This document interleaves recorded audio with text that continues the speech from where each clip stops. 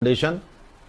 कल आप लोगों को कुछ चीजें बताई गई थी। देखिए ऊपर मैं इसलिए देख रहा हूं कि ये डिस्प्ले बोर्ड ऊपर लगा हुआ है, जैसी जगह है उस हिसाब से इसीलिए ऊपर देखना पड़ रहा है।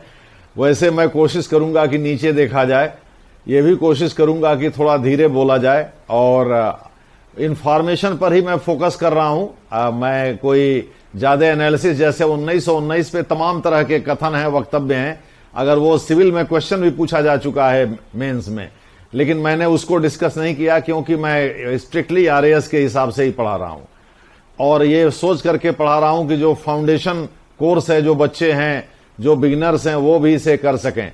हाँ, मेंस की स्ट्रेटेजी हमने कल नहीं बताया था, वो हम क्लास के दौरान बताते रहेंगे जब टॉपिक जिस तरह से आएंगे। जैसे आगे आगे ऑब्जेक्टिव रेजोल्यूशन हम डिस्कस करेंगे तो उस पर 15 शब्द में लिखने के लिए दिया हुआ है कि उसमें जो फ्रीडम की गारंटी दी गई है, स्वतंत्रता की, वो उसका स्कोप क्या है, उसका विषय क्षेत्र क्या है। तो वो जैसे जैसे टॉपिक आएंगे आपको बताते रहेंगे हम। आप लोगों को संक्षेप में हम बताना चाहेंगे कि हम लोग जो सिलेबस है स्ट्रिक्टली उसी के हिसाब से चल रहे हैं और सिलेबस में 1919 और 1935 भारत सरकार अधिनियम का जिक्र है। हम लोग कल 1919 पढ़ लिए थे, 1935 का बैकग्राउंड पढ़ रहे थे, बहुत शॉर्ट में उसको हम लोग फिनिश करेंगे। फिर 1935 के जो मुख्य प्रावधान है उस पर आ जाएंगे। रही बात मुख्य परीक्षा के स्ट्रेटेजी की क्वेश्चन कैसे लिखा जाता है, 15 शब्द में लिखना जाहिर है बहुत टफ होता है। जितने कम शब्द होते जाएंगे उतने ज्यादा टू द पॉइंट की डिमांड बढ़ती जाएगी। 50 शब्द में भी लिखना आसान नहीं होता है। इसी प्रकार से 15 शब्द, 50 शब्द, 100 शब्द। 100 शब्द थोड़ा सा आसान होगा, लेकिन 100 शब्द के लिए क्वेश्चन बहुत कम है। 100 शब्द में जनरली 7 से 10 क्वेश्चन रहते ही हैं और एक क्वेश्चन के मार्क्स जो हैं 10 होते हैं। तो जाहिर है ज्यादा फोकस हम लोगों को 15 शब्द वालों पर करना है, क्योंकि उसमें 25 क्वेश्चन होते हैं, 2 मार्क्स के एक क्वेश्चन होते हैं, यानी 50 अंक उसके लिए डिवोटेड होते हैं और उसमें एकदम मैथमेटिकल नंबर मिलते हैं। यानी कि अगर आपने उसको ठीक से लिख दिया तो आपको 2 का 2 ही मिल जाएगा। 2 में क्या काटेगा एग्जामिनर, नहीं तो 0 देगा या तो पूरा 2 देगा। तो इस तरह से आपको ऐसे पढ़ाया जा रहा है जैसे टू द पॉइंट हम लोग बने रहें और आप ज्यादा से ज्यादा क्वेश्चन का उत्तर दे सकें। अब मैं ऊपर कभी कभी देख लिया करूंगा, जैसे आपकी कुछ क्वेरी वगैरह होंगी जो आप लिखेंगे उसको ध्यान में रखते हुए। बहरहाल हम लोग आगे बढ़ते हैं। कल हमने 2 चीजों का जिक्र किया था, यानी 1935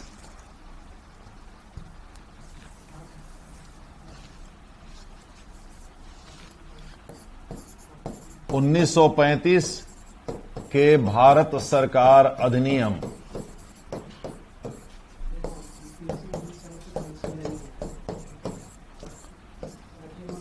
के बारे में हम लोग पढ़ रहे थे।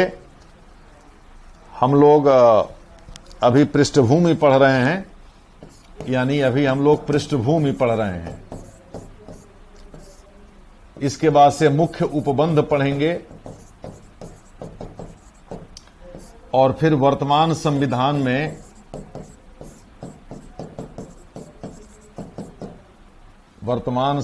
में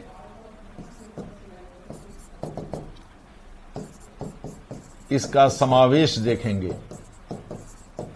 कौन कौन से पॉइंट आज की डेट में आए हुए हैं। अब जैसे आपके राजस्थान में तरह तरह के क्वेश्चन पूछे हुए हैं, उनको ध्यान में रखते हुए, जैसे बहुत पहले प्रारंभिक परीक्षा में आपके 58 कॉन्स्टिट्यूशन अमेंडमेंट एक्ट के बारे में भी पूछा हुआ है और उसमें 394 जो जोड़ा गया था, 394 में एक्चुअली ए, इसके बारे में पूछा गया है। 1987 में हिंदी में संविधान के ट्रांसलेशन से रिलेटेड है ये, तो उसके बारे में भी हम लोग चर्चा करेंगे।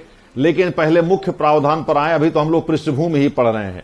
ऊपर मैं इसलिए देख रहा हूं कि डिस्प्ले बोर्ड ऊपर ही लगा हुआ है, फिर भी मेरी पूरी कोशिश होगी कि आराम से आप लोगों को बोला और समझाया जाए और ज्यादा से ज्यादा नीचे देखा जाए।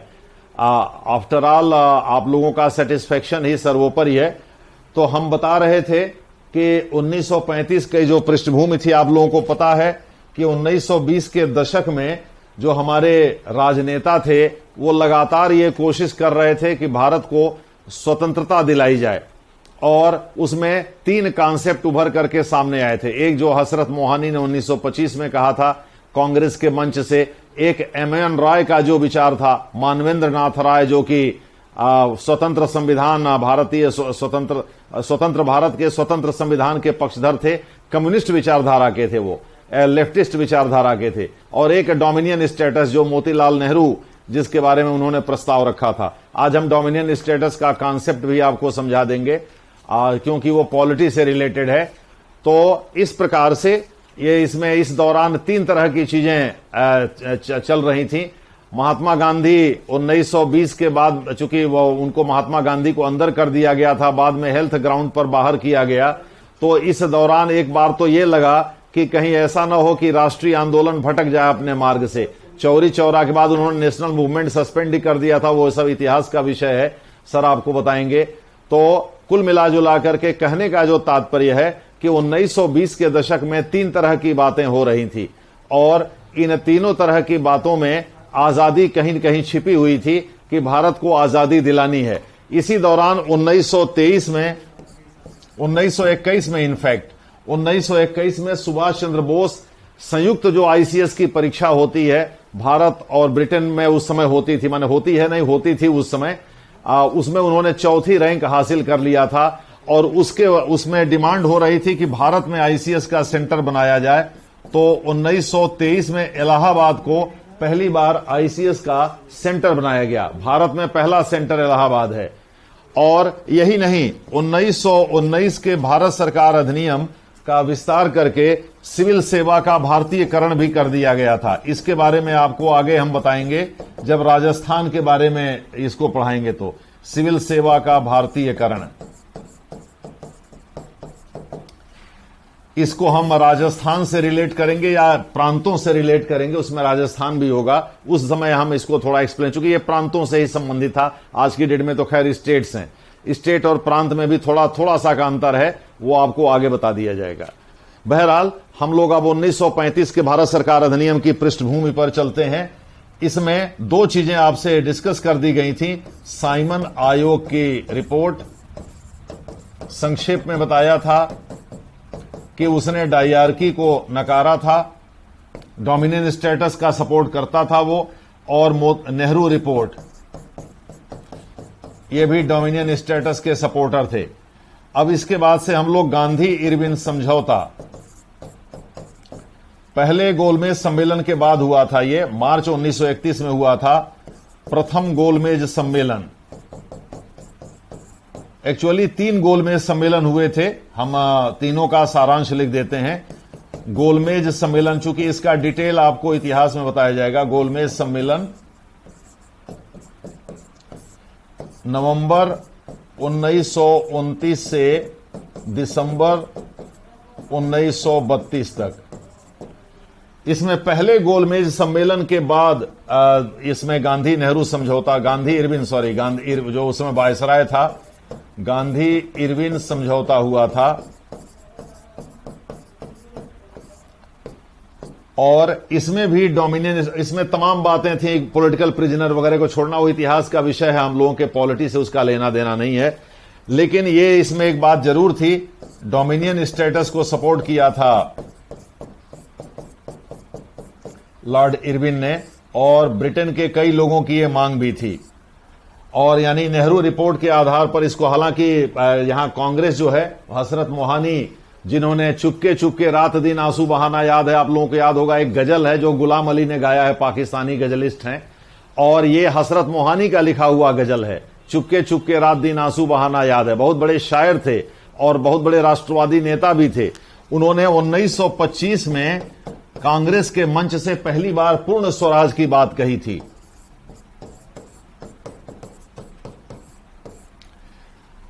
और ये जैसे आप इतिहास वगैरह में पढ़ेंगे, एक बाल गंगाधर तिलक ने कहा कि स्वराज हमारा जन्मसिद्ध अधिकार है, इसे लेकर हम रहेंगे, ये सब बातें वो दूसरी हैं।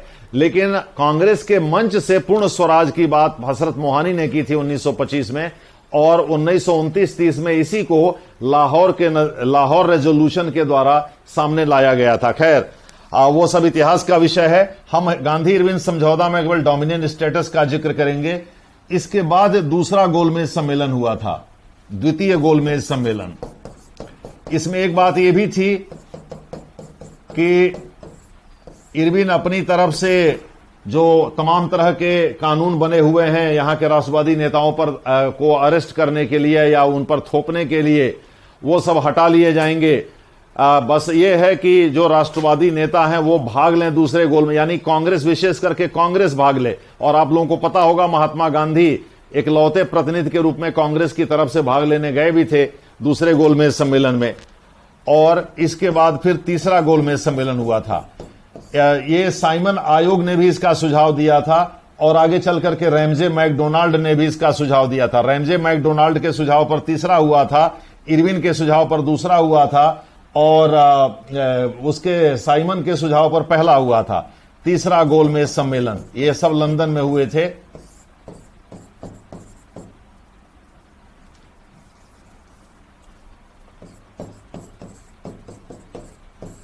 दूसरा हुआ था गांधी इरविन समझौते के बाद और तीसरा हुआ था रैमजे मैकडोनाल्ड जो ब्रिटिश प्राइम मिनिस्टर था उसके कहने पर 1932 में, यह आखिरी यही था। इन सब में डोमिनियन स्टेटस की बात आई थी। दूसरे शब्दों में डोमिनियन स्टेटस क्या होता है मैं आपको बता दूं। स्टेटस मैं बता देता हूं, ये अंग्रेजी में ऐसे लिखा जाता है, डोमिनियन स्टेटस। इसे पहली बार 1926 में बलफोर घोषणा पत्र, BALFOU, आर्थर बलफोर जो इसका जनक माना जाता है, बलफोर घोषणा पत्र, डिक्लेरेशन, बलफोर घोषणा पत्र से में पहली बार इसका प्रयोग किया गया था, बलफोर घोषणा पत्र।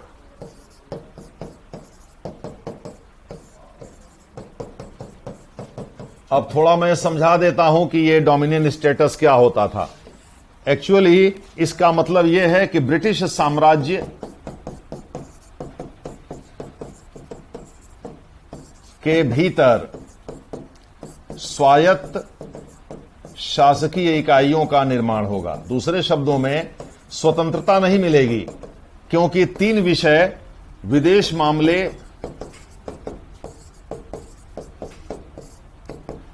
रक्षा व संचार, ये अंग्रेजों के हाथ में रहने थे और शेष मामलों में जो देशी लोग थे उनके द्वारा शासन का संचालन किया जाना था। तो ये स्वायत्तता पर बल देता है। दूसरे शब्दों में ऑटोनॉमी पर, इंडिपेंडेंस पर नहीं, स्वतंत्रता या स्वाधीनता पर नहीं की बात नहीं करता है। ये वही बात हो गई जैसे आप ब्याह कर लिए और ब्याह के बाद आपकी पत्नी आपके घर आ गई और आपके ससुर जी गाइड कर रहे हैं कि आपके परिवार में चीजें कैसे चलेंगी। दूसरे शब्दों में बहुत सारे मामलों में आपके माता पिता की चल रही है, लेकिन कुछ मामलों में आपके ससुर जी, आपके ससुराल वाले गाइड कर रहे हैं। तो यानी कोई बाहरी व्यक्ति गाइड कर रहा है और उस हिसाब से घर परिवार की व्यवस्था चल रही है। तो इस तरह से ये स्वायत्तता हो गई। यानी एक्सटर्नल जब तक इंटरफियरेंस रहेगा, बाहरी जब तक हस्तक्षेप रहेगा, तब तक वास्तव में यह स्वायत्तता ही रहेगी। क्योंकि संप्रभुता का या प्रभुत्व संपन्न राष्ट्र का मतलब ही होता है कि निर्णय निर्माण में बाहर के किसी भी ताकत का कोई दखल ना हो। मैं ऊपर इसलिए देख रहा हूं कि डिस्प्ले बोर्ड ऊपर ही है और मैं नीचे भी देखने की कोशिश कर रहा हूं, लेकिन अब वैसे तो आदमी नीचे ही देख करके पढ़ाता है, लेकिन अब चूंकि सामने आप लोग ऊपर हैं और यह डिस्प्ले बोर्ड ऊपर लगा हुआ है, इसीलिए बार बार ऊपर देखना पड़ रहा है। खैर, तो इस प्रकार से ये 3 चीजें, विदेश मामले, रक्षा और संचार, ये जो कॉलोनियल पावर है यानी जो औपनिवेशिक शासक वर्ग है उसके हाथ में रहेगा और शेष चीजों में भारतीय अपने विषयों में स्वतंत्र रहेंगे उसके संचालन में। किंतु ये खतरनाक था, इसीलिए बहुत सारे कांग्रेसी इसका विरोध कर रहे थे। उसका मतलब यह है कि इसमें जो वहां ब्रिटिश क्राउन है, मुकुट जिसको कहते हैं, या सम्राट या साम्राज्ञी कहते हैं, उसके बिहार पर जो यहां वायसराय होता था उसके हाथ में वास्तव में वास्तविक सत्ता रहेगी। वो जैसे आपके किसी भी प्रस्ताव को खारिज कर सकता था, किसी भी प्रस्ताव को रोक सकता था, किसी भी कानून को रोक सकता था। तो जाहिर है इसमें बस बाहरी कहने के लिए 3 विषय बाहरी शक्ति के हाथ में रखे जाने थे, लेकिन उनकी दादागिरी सब में बनी रहनी थी। तो इस प्रकार से ये इसको डोमिनियन कहा गया। इसका प्रयोग सबसे पहले कनाडा के लिए किया गया था। कनाडा है या न्यू फाउंडलैंड यानी ऑस्ट्रेलिया, पहले न्यू फाउंडलैंड में ही इसका प्रयोग किया गया, न्यू फाउंडलैंड, फिर न्यूजीलैंड, फिर दक्षिण अफ्रीका, इसके बाद भारत में कुछ समय के लिए ये ब्रिटिश मैंडेट जो था, यानी जो फिलिस्तीन और इजराइल जहां आज हैं, वो उस जगह पर भी ब्रिटिश मैंडेट था, यानी उनका कानून लागू होता था, उनकी व्यवस्था लागू होती थी, वहां भी इसे लागू कर रखा था। तो जब वहां मांग आजादी उठने लगी तो उसमें जो पैलेस्टीनियन अरब्स थे, यानी फिलिस्तीनी अरब, यहूदी अरब और फिलिस्तीनी अरब दो वहां हैं। फिलिस्तीनी अरब के लोग ही यहूदी अरब से आजादी की मांग कर रहे हैं। उनको लगता है कि 1948 का जो समझौता था उसमें अत्याचार हो गया था उनके साथ। खैर, वो अलग का मामला है। बहरहाल वहां भी इसे लागू किया गया था अंग्रेजों के द्वारा, और अंग्रेजों ने ही वो ये व्यवस्था भी बनाई कि ये इजराइल का हिस्सा रहेगा, ये फिलिस्तीनी अरबों का हिस्सा रहेगा। खैर, तो डोमिनियन स्टेटस का मतलब होता है स्वायत्तता। मोटे तौर पर साम्राज्य के भीतर एक छोटा सा साम्राज्य, यानी कि स्वतंत्र देश नहीं, स्वतंत्र साम्राज्य नहीं, यानी किसी विदेशी ताकत के भीतर या औपनिवेशिक शक्ति के भीतर स्वायत्तता एंजॉय करना, यानी ऑटोनॉमी। इसका मतलब होता है इन इंटरनल मैटर्स, इन से अ फ्यू एरियाज, यानी कुछ मामलों में, कुछ विषय क्षेत्रों में स्वायत्तता, जो देशी शक्तियां होती हैं उनकी शासन के मामले में। लेकिन 3 मामले तो पूरी तरह से विदेशी हाथों में होते हैं, और शेष मामलों में भी दखल की गुंजाइश बनी रहती है, क्योंकि जो उनका वायसराय या गवर्नर जनरल होता है वो आपकी पत्नी की तरह से होता है, जिसको वो यहां भेज देते हैं, और वो जैसे जैसे कहता जाता है उस तरह से उनकी दखल बढ़ती चली जाती है। खैर, ये तो समझाने के लिए रहा। तो ये गोलमेज सम्मेलन रहा। इसके बाद सांप्रदायिक पंचाट आ गया। सांप्रदायिक पंचाट, कम्युनल अवार्ड कहते हैं। ये रैमजे मैकडोनाल्ड, जो कि लेबर पार्टी का वहां प्राइम मिनिस्टर बना था लॉर्ड बिरकेनहेड के बाद, रैमजे मैकडोनाल्ड, इसके द्वारा घोषित किया गया था। आपको बताया गया था कि 1919 में सिखों, ईसाइयों, इनको आरक्षण दे दिया गया था, किंतु 1932 में जो घोषणा किया उसने सांप्रदायिक पंचाट की, उसमें हरिजनों को भी, अनुसूचित जातियों को भी, हालांकि अंबेडकर हरिजन नहीं कहते, वो डिप्रेस्ड क्लासेस कहते हैं, पददलित वर्ग कहते हैं, या दलित वर्ग जिनको हम जानते हैं। तो 1932 में हरिजनों को भी पृथक आरक्षण दे दिया गया। पृथक आरक्षण का मतलब क्या है? एक्स कॉन्स्टिट्यूएंसी में केवल जैसे मान लीजिए मुसलमानों के लिए दे दिया गया तो मुसलमान ही खड़े होंगे और मुसलमान ही वोट देंगे। दूसरे शब्दों में, खड़े मुसलमान हो और सभी वर्गों के लोग वोट दें तो वो फिर सांप्रदायिक नहीं रह जाएगा। लेकिन 1909 में जो व्यवस्था अंग्रेज लेकर के आए थे उसके तहत यह था कि अगर वो किसी जाति या धर्म विशेष के लोगों को दिया जाता है तो उसी जाति या धर्म के लोग खड़े होंगे, चुनाव लड़ेंगे, और उसी जाति या धर्म के लोग मतदाता भी होंगे, यानी दूसरे जाति और धर्म के लोग मतदाता नहीं होंगे। उदाहरण के लिए आज 131 कॉन्स्टिट्यूएंसी लोकसभा में आरक्षित है, जिसमें 87 अनुसूचित जाति के लिए है और शेष जो है अनुसूचित जनजाति के लिए है। लेकिन इसमें वो भले खड़े होते हैं अनुसूचित जाति, अनुसूचित जनजाति के लोग, लेकिन मतदाता तो सभी वर्गों के लोग होते हैं, यानी वयस्क मताधिकार जो अनुच्छेद 326 में जिसका जिक्र है वो यहां लागू होता है। किंतु उस समय इन्होंने जो दिया था उसमें यह था कि हरिजन खड़ा होगा और हरिजन ही मतदान करेगा, दूसरे जाति और धर्म के लोग मतदान नहीं करेंगे। तो उस समय रावदा जेल में गांधी जी थे, उन्होंने आमरण अनशन शुरू कर दिया।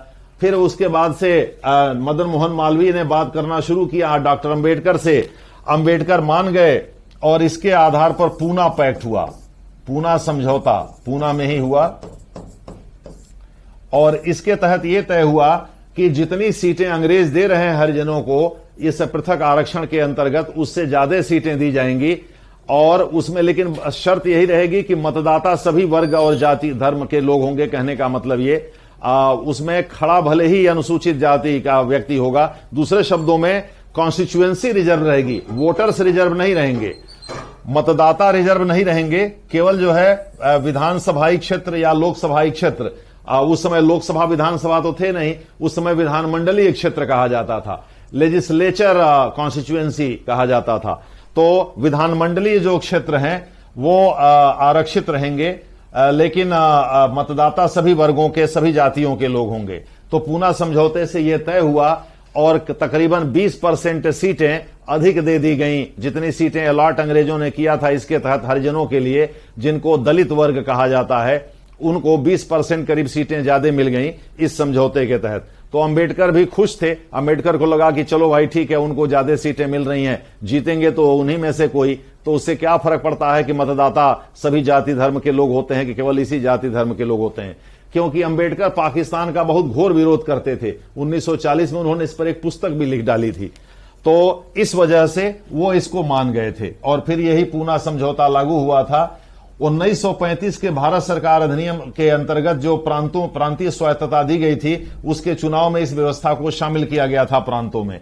इसके बाद महत्वपूर्ण जो डेवलपमेंट था वो था लोथियन रिपोर्ट।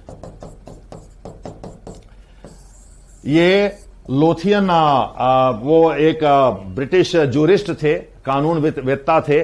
चुनाव सुधार, भारत में प्रांतों में चुनाव कराना कितना मुफीद होगा, इसको लेकर के एक कमेटी गठित की गई थी। उसने जो रिपोर्ट दिया उसी को लोथियन रिपोर्ट कहते हैं। इस लोथियन रिपोर्ट में यह कहा गया था कि भारत में प्रांतों में चुनाव कराए जा सकते हैं और संवैधानिक व्यवस्था लागू की जा सकती है। एक्चुअली गोलमेज सम्मेलन संवैधानिक मसलों को हल करने के लिए और शांति स्थापित करने के लिए ही बुलाया गया था। तो लोथियन रिपोर्ट ने उसी चीज को आगे बढ़ाया। उसने ये कहा कि गोलमेज सम्मेलन के दौरान जो बातें तय हुई हैं उनको चुनाव करा के लागू किया जा सकता है। तो इन सब पृष्ठभूमि के आधार पर 1935 का भारत सरकार अधिनियम पारित हुआ।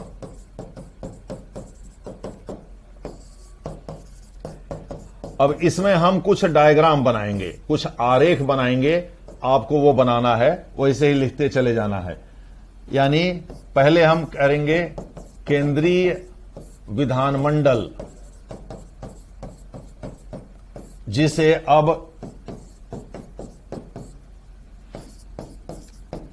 संघीय विधानमंडल का नाम दिया गया।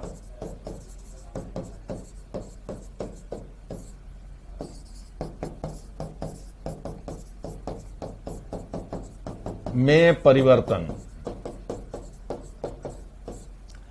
अब इसे संघीय विधानमंडल, अब यहां एक तो डायग्राम बना लो और इसे लिख लो फेडरल, एक्चुअली फेडरल लेजिस्लेचर कहेंगे इसको, फेडरल असेंबली भी कहीं कहीं मिलता है। तो ये संघीय विधानमंडल हम लोग इसको कहेंगे, चूंकि 2 सदन थे। विधानमंडल, इसमें निचला जो सदन था ये निचला सदन था और ये ऊपरले सदन था। इसमें 260 सदस्य होने थे और ये राज्य परिषद के नाम से जाना जाता था, जो आज राज्यसभा हो गया। इसे अस्थायी बना दिया गया था, अब इसे अस्थायी बना दिया गया था और इसमें 375 सदस्य होने थे। इसे फेडरल असेंबली का नाम दिया गया। एक्चुअली संघीय सभा इसी को कहा गया। दूसरे शब्दों में जो आज लोकसभा है वो उसके पहले संघीय सभा थी।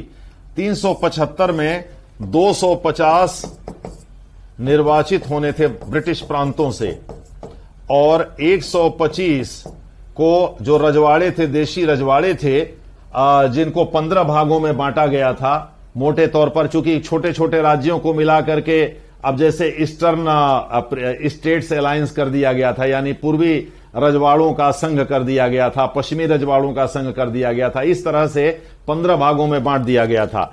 बाद में जब पाकिस्तान अलग हो गया तो जो 389 की संख्या थी संविधान सभा की, वो घट करके 299 हो गई। इसमें 270 ब्रिटिश प्रांतों से और 229 ब्रिटिश प्रांतों से और प्लस 70 रजवाड़ों से थे। इनमें वही 15 रजवाड़े थे। हालांकि छोटे बड़े सबकी संख्या 565 थी। उनमें से 3 की समस्या थी, जिसमें 2 की समस्या को तो हल कर दिया था सरदार पटेल ने। एक चूंकि पंडित नेहरू ने पीएमओ के अधीन रखा था जम्मू कश्मीर का मसला, इसलिए वो हल नहीं हो पाया था। 3 में से 2 जो है, यानी जो जूनागढ़ है और हैदराबाद है, उसको तो सरदार पटेल ने ही निपटा दिया था। खैर, उसके बारे में हम लोग आगे चर्चा करेंगे। तो 250 जो निर्वाचित होकर आने थे वो ब्रिटिश प्रांतों से। कैसे होकर आने थे वो आपको लिखा देंगे यूपी पीसीएस के प्री में वो पूछा हुआ है, और उससे मिलता जुलता एक क्वेश्चन राजस्थान प्री में भी पूछा हुआ है बहुत पहले, लेकिन वह हुबहू वही नहीं है, दूसरे तरह से है। 125 मनोनीत होकर के आने थे प्रिंसली स्टेट के द्वारा, मनोनीत नॉमिनेटेड होने थे। इसमें 156 निर्वाचित होने थे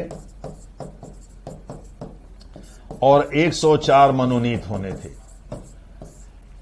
ये केंद्रीय विधानमंडल में परिवर्तन हुआ, इसे अब अस्थायी सदन बना दिया गया। 9 साल में अब इसका रिन्यूअल होना था। इसके 1/3 मेंबर 3 साल में रिटायर होने थे, जो आज की डेट में दूसरे साल रिटायर होते हैं। इसे अब अस्थायी सदन बना दिया गया। ये डायग्राम आप लोग बना लो, अस्थायी सदन बना दिया गया। इसे, इस डायग्राम को आप लोग बना लो, फिर इसके बारे में कुछ लिखा देते हैं।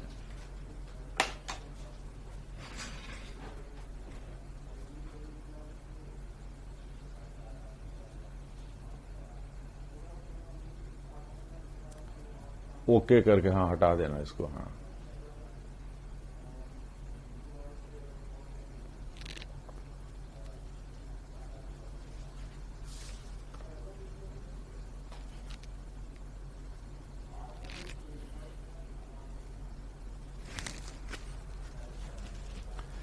ये द्विसदनीय हो गया। ये संघीय सभा, इसका कार्यकाल 5 साल निर्धारित किया गया। ये 9 साल में इसका कंप्लीट रिन्यूअल होना था। अब इसको डिजॉल्व नहीं किया जा सकता था, यानी इसको भंग नहीं किया जा सकता था। इसमें 260 सदस्य होने थे। 156 ब्रिटिश प्रांतों से निर्वाचित होकर आने थे। ये निर्वाचित मतलब ब्रिटिश प्रांत समझ लो, और मनोनीत मतलब रजवाड़े, रजवाड़ों के द्वारा 104 मनोनीत। यानी अब गवर्नर जनरल किसी को मनोनीत नहीं करेगा। जो भी मनोनयन होगा वो प्रिंसली स्टेट्स के द्वारा होगा, रजवाड़ों के द्वारा होगा, और निर्वाचन ब्रिटिश प्रांतों के द्वारा होगा। निर्वाचन करने में भाग लेने वाले जो मतदाता थे उनकी संख्या बहुत सीमित थी। उसका प्रमुख कारण यह था कि उसमें ऐसे डिजेबिलिटीज, अक्षमताएं थोप दी गई थी, जैसे उसमें ये आय की शर्त थी, संपत्ति की शर्त थी, भू राजस्व की शर्त थी, और कुछ मामलों में जो है, जैसे अगर आपको चुना जाना है यूनिवर्सिटी के सीनेट वगैरह से, तो उसके लिए योग्यता भी निर्धारित कर रखा था। खैर, ये 3 प्रमुख शर्तें थीं। जाहिर है कि बहुत सारे लोग अपने आप बाहर हो गए। उस समय ऐसे ही गरीबी थी, लोग ऐसे ही जो है महामारी और इस तरह के जो फेमिन होते थे, अकाल वगैरह पड़ते थे, भूखमरी के शिकार होते थे। तो इतनी हैसियत कहां थी कि जमीन और XYZ, जमीन तो जमींदारों के पास थी। अंग्रेजों ने अपने चहेतों को, अपने वफादारों के बीच जमीन बांट करके उनका समर्थन हासिल कर लिया था। तो आप लोग इतनी बातें लिख लीजिए। केंद्रीय विधानमंडल, जिसे अब संघीय विधानमंडल का नाम दिया गया, में परिवर्तन। ये डायग्राम बना करके, और इसमें जितना चीज लिख सकते हैं आप लिख लीजिए।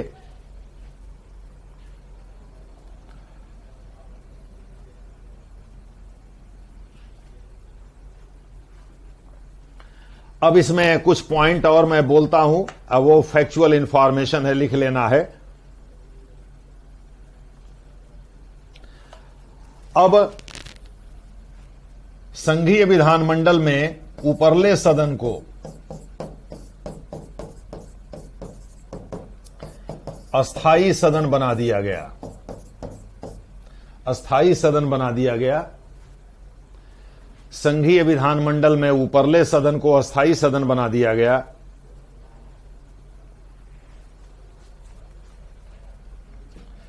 जिसका नवीनीकरण 9 वर्ष में होना था।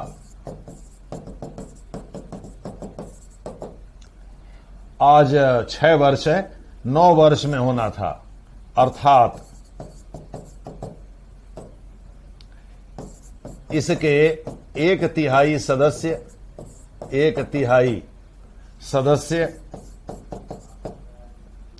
प्रत्येक 3 वर्ष पर सेवानिवृत्त होने थे। 1/3 सदस्य प्रत्येक 3 वर्ष पर सेवानिवृत्त होने थे।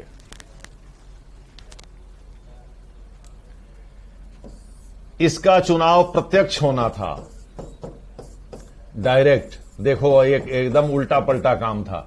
दूसरे शब्दों में आज की डेट में राज्यसभा के सदस्य चुने जाते हैं वो परोक्ष निर्वाचन प्रणाली, जिसमें हम प्रोपोर्शनल रिप्रेजेंटेशन सिस्टम, आनुपातिक प्रतिनिधित्व और एकल संक्रमणीय विधि का इस्तेमाल करते हैं। उसके बारे में आपको आगे बताया जाएगा। वो संक्षिप्त मैथमेटिक्स क्या कैलकुलेशन है, उसके बारे में हम लोग आगे चर्चा करेंगे। तो लेकिन उस समय सीधे जनता द्वारा इसका चुनाव होना था, और जो निचला सदन था माने ज्ञात परंपरा के एकदम विपरीत, किसी भी संसदीय विधान में या वो परंपरा में ये बात नहीं है कि जो लोकप्रिय सदन है उसका चुनाव परोक्ष हो, यानी उसका चुनाव जो है वो विधानसभा के लोग करें और शेष का चुनाव जो है, जैसे ऊपरले सदन है तो उसका चुनाव जनता करे। आज की डेट में हमारे यहां भी इसका उल्टा है। विधानसभा के लोग चुनते हैं राज्यसभा के सदस्यों को और जनता चुनती है लोकसभा के सदस्यों को, लेकिन उस समय इसका उल्टा था। तो अब आप दूसरा, ये तो पहला हो गया, ऊपरले सदन अस्थायी सदन हो गया, और इसका नवीनीकरण अब 9 वर्ष में होना था, अर्थात इसके 1/3 सदस्य प्रत्येक तीसरे वर्ष सेवानिवृत्त हो जाने थे। दूसरा फैक्ट लिख लेना है, निचले सदन के निर्वाचित सदस्यों का चुनाव, निचले सदन के निर्वाचित सदस्यों का चुनाव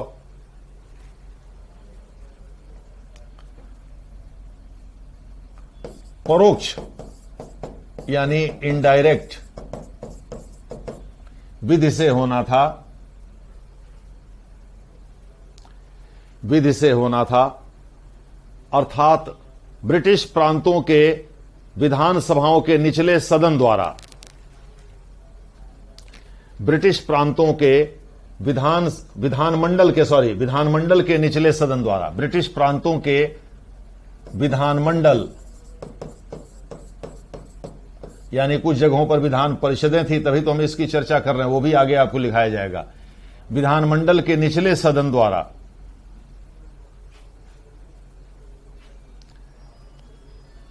इनका चुनाव होना था।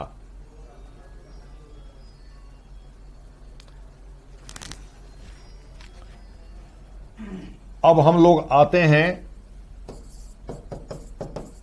केंद्रीय कार्यपालिका में परिवर्तन। केंद्रीय विधानमंडल पढ़ लिए या संघीय विधानमंडल, अब हम लोग केंद्रीय कार्यपालिका में परिवर्तन की बात करते हैं। ये लिख लो, जिस डायरकी को अंग्रेजों ने 1919 में ब्रिटिश प्रांतों में लागू करने की व्यवस्था की थी,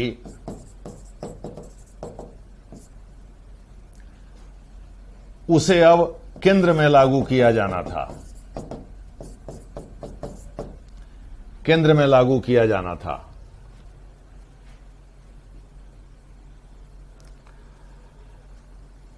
अर्थात केंद्रीय विषयों को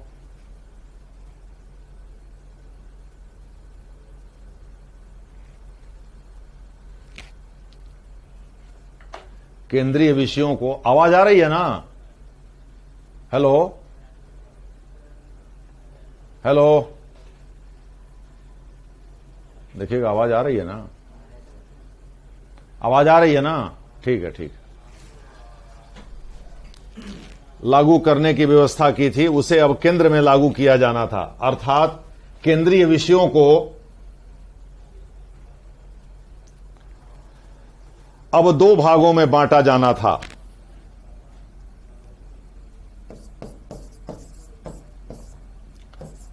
गवर्नर तथा चुने हुए मंत्रियों के बीच। इसमें डिटेल हम नहीं बताएंगे। जैसे गवर्नर को 3 पार्षदों की मदद से शासन चलाना था, 10 मंत्री होने थे, लेकिन अब वो कौन कौन से विषय थे, क्या था इसमें, ये सब जानने की जरूरत, क्योंकि ये प्रावधान कभी अस्तित्व में आया ही नहीं चुने हुए मंत्रियों के बीच। अब नीचे देखो, राजस्थान में जो पूछा हुआ है प्रारंभिक परीक्षा में, उसकी दृष्टि से वास्तव में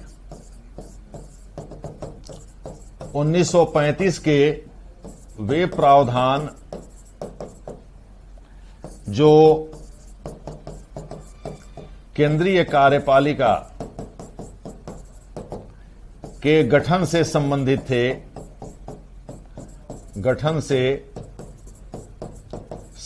थे, कभी अस्तित्व में आए ही नहीं। इसको अंडरलाइन कर देना, कभी अस्तित्व में आए ही नहीं।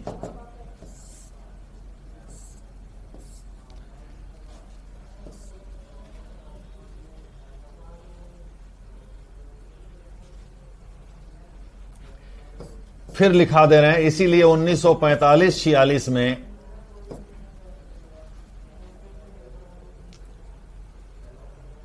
केंद्रीय विधानमंडल, अरे भाई पहले कोई नेता चुना जाएगा तब ना मंत्री होगा, तो केंद्रीय विधानमंडल के लिए तो जब चुनाव जब इसके तहत केंद्रीय कार्यपालिका का गठन होना ही नहीं था, तो जाहिर है चुनाव भी नहीं होना था इसके तहत। भाई ना नेता चुने जाएंगे ना मंत्री होंगे तो कार्यपालिका हो जाएगी ना। तो इसलिए 1945-46 में केंद्रीय विधानमंडल के चुनाव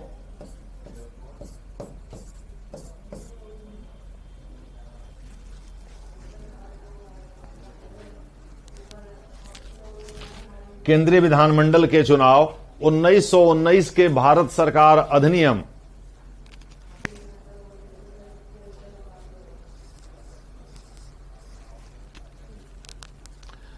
1919 के भारत सरकार अधिनियम के प्रावधानों के तहत कराए गए थे। ये तमाम चीजें आ गई भैया, क्या आ गया?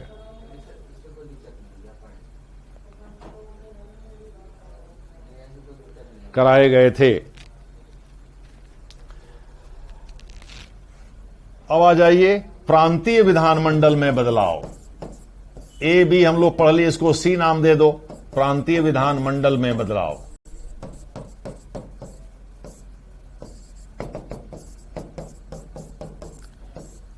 कुछ क्वेश्चन राजस्थान पीसीएस की प्रारंभिक परीक्षा में भी खतरनाक तरीके से पूछे गए हैं।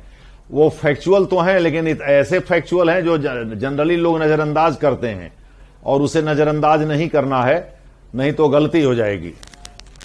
प्रांतीय विधानमंडल में बदलाव, इसमें भी कुछ उसी तरह की चीज आएगी। लिखो 6 ब्रिटिश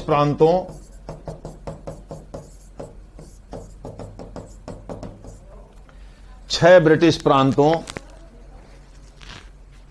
डैश बॉम्बे, बंगाल,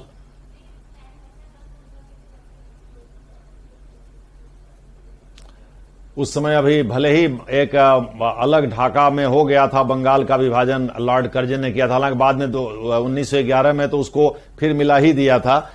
तो उस समय कोई पश्चिम बंगाल और पूर्वी बंगाल का कॉन्सेप्ट नहीं था। ये तो आजादी के बाद, आजादी के समय बना, जब माउंटबेटन योजना के तहत उसका विभाजन किया गया। वो पहले ईस्ट पाकिस्तान था, जो आज की डेट में हम बांग्लादेश के नाम से जानते हैं। तो 6 ब्रिटिश प्रांतों, बॉम्बे बंगाल, देखो बौ से 3 है, बिहार, फिर उसके बाद से संयुक्त प्रांत जो आज की डेट में यूपी है, संयुक्त प्रांत, उड़ीसा व असम। अब देखो ये 6 हो गए, यानी कि बॉम्बे में तो आज की डेट में द्विसदन है, बंगाल में नहीं है। बंगाल में प्रस्ताव तो भेजा है ममता बनर्जी ने केंद्र के पास, लेकिन अभी केंद्र ने क्रिएट नहीं किया है। बिहार में भी है, बिहार और कर्नाटक में 78 सीटें हैं। संयुक्त प्रांत में सबसे ज्यादा सीटें हैं, 99 हैं। ओडिशा में है नहीं, असम में है नहीं, यानी द्विसदन आज की डेट में ना ओडिशा में है ना असम में है। सॉरी, इसमें मद्रास भी था, ओडिशा नहीं था, मद्रास था। देखो मुझसे गलती हो रही थी। बिहार संयुक्त प्रांत ओडिशा में प्रस्तावित था लेकिन क्रिएट नहीं हुआ था। ये मद्रास हम लोग करेंगे, मद्रास में नहीं है। मद्रास और असम, ओडिशा में क्रिएट नहीं हो पाया था। 1936 में ओडिशा को अलग जरूर किया गया था लेकिन अब वो क्रिएट नहीं हो पाया था। तो ये देखो, बॉम्बे, बंगाल, बिहार, ये तीन तो ब से हैं। संयुक्त प्रांत, मद्रास और असम, ये छह को द्विसदनीय बना। मतलब मैं वो चर्चा कर रहा हूं 1935 से लेकर के 1946 तक इनको द्विसदनीय रखा गया। बॉम्बे, बंगाल, बिहार, संयुक्त प्रांत जो आज की डेट में उत्तर प्रदेश है, मद्रास जो आज की डेट में तमिलनाडु है, असम। बॉम्बे आज की डेट में महाराष्ट्र हो गया है, बंगाल पश्चिम बंगाल हो गया है। बिहार जैसे पहले नाम था वैसे आज भी है। तो बॉम्बे, बंगाल, बिहार, संयुक्त प्रांत, मद्रास, असम,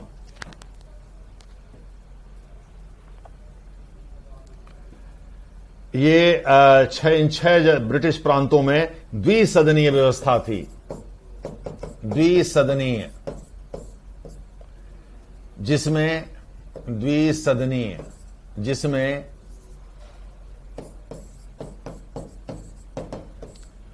ऊपरले सदन को विधान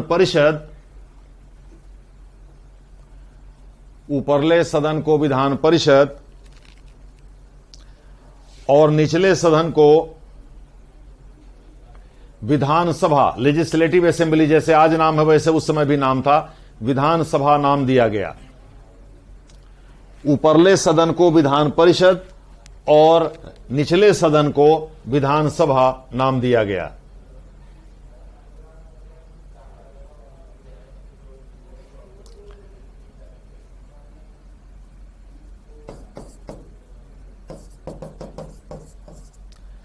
प्रांतीय शासन में बदलाव। प्रांतीय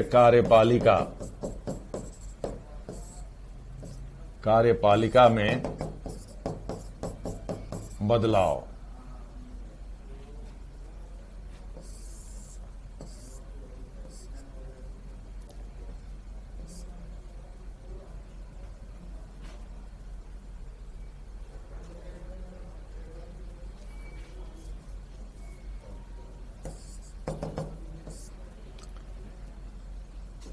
सबसे बड़ी विशेषता है प्रांतीय स्वायत्तता।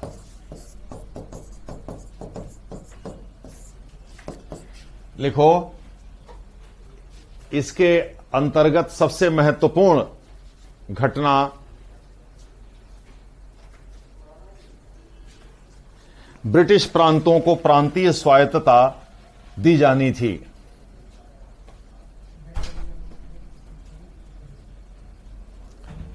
प्रांतीय स्वायत्तता दी जानी थी।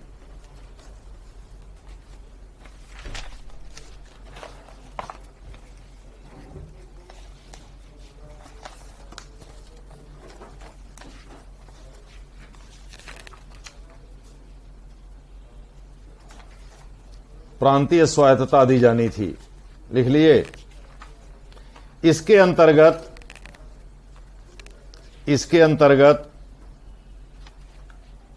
पहली बार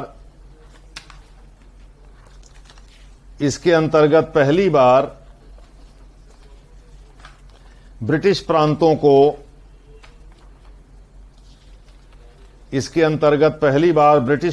को विषयों का आवंटन अस्थायी तौर पर किया गया था। विषयों का आवंटन अस्थायी तौर पर किया गया था।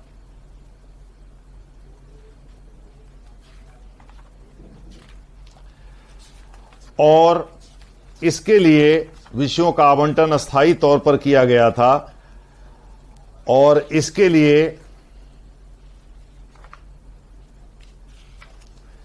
सूचियों की व्यवस्था की गई थी। सूचियों की व्यवस्था की गई थी।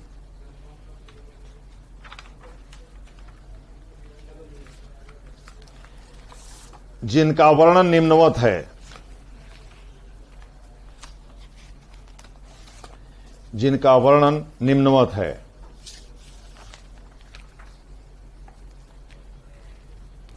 जिनका वर्णन निम्नवत है। तब ऐसे टेबल बनाओ, तब यानी 1935 और अब यानी 1950 के बाद, 26 जनवरी 1950 तथा उसके बाद पूरा ही लिख लो। 26 जनवरी जिस दिन हमारा संविधान लागू हुआ, 26 जनवरी 1950 तथा उसके बाद अब तक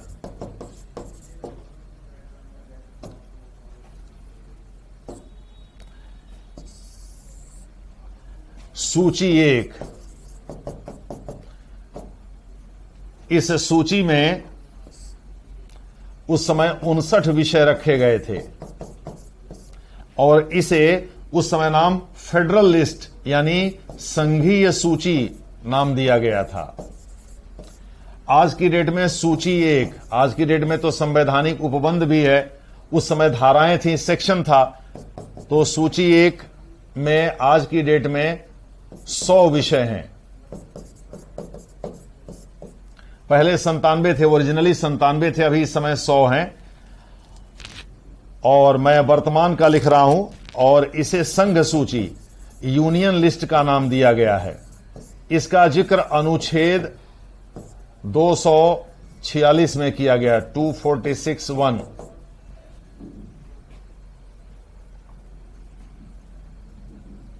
या केवल 246 लिखो, इतना स्पेसिफिक लिखने की जरूरत नहीं है।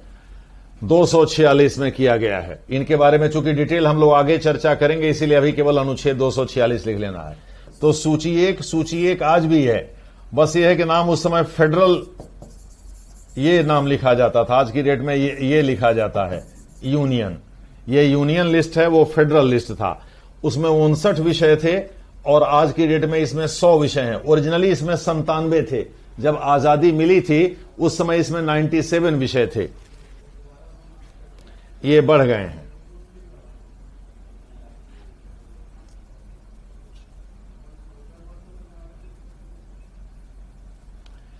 अब आ जाइए, इसी चीज को स्पेस कम था इसलिए मिटा दिया। तब अब ये उसी क्रम को हम लोग जारी रखेंगे, आप लोग अपना वही क्रम रखना। सूची 2, इसमें 56 विषय थे और इसे नाम दिया गया था उस समय प्रांतीय सूची। आज की डेट में एक्चुअली सूची 2 जो है वो कॉन्करेंट लिस्ट है, समवर्ती सूची है, लेकिन हम अगर सूची 3 इसको कर देते हैं। एक्चुअली आज की डेट में जो हमारा राज्य सूची है वो सूची 3 है। हालांकि ये 246 इसमें थोड़ा याद रखना पड़ेगा, 246 2 है और 246 सूची 2 है और वो है आपका ये समवर्ती सूची। तो इसमें 56 विषय थे। इसमें हम लोग समवर्ती सूची की बात कर रहे हैं। राज्य सूची चला गया है ये सूची 3 में, यानी ये सूची 2, आज की डेट में ये सूची एक्चुअली 3 हो गया है और इसमें जो विषयों की संख्या है वो 61 है, 61 है। वर्तमान की बात मैं कर रहा हूं, ये 61 है। इसमें 56 विषय रखे गए थे, ये इसमें 61 विषय रखे गए हैं। ये ज्यादा थे, 63 थे जब ओरिजिनली ये लागू हुआ था तो, और 51 समवर्ती में थे जो आज की डेट में 53 हो गए हैं। ये 2 है और ये 3 है, सूची 3। ये समवर्ती कॉन्करेंट लिस्ट थी, समवर्ती सूची। इसमें आप डबल त भी कर सकते हो। इसमें 36 विषय थे, 36 विषय थे, 59, 54, सॉरी ये इसको 54 कर लेना, मैंने 56 कर दिया है, ये 54 कर लेना। सूची 2 में 54 और इसमें 36। इसमें 61 ये दूसरी है, और तीसरी वास्तव में आज की डेट में समवर्ती, उस समय जो थी सूची 2 वो प्रांतीय थी, और इसमें सूची 3 हो गई थी, सूची 2 हो गई थी। इसमें सूची 3 एक्चुअली राज्य सूची है, सॉरी समवर्ती सूची।